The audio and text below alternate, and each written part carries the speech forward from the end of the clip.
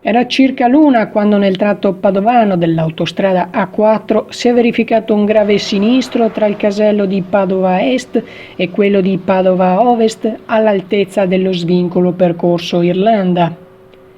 Per cause ancora in fase d'accertamento da parte dei vigili del fuoco e della polizia stradale, un'autocisterna e un altro autoarticolato sarebbero andati in collisione nella corsia verso Milano. Sul posto svariati mezzi del 115 provenienti da Padova e Venezia per domare il grosso rogo scaturito dall'autocisterna.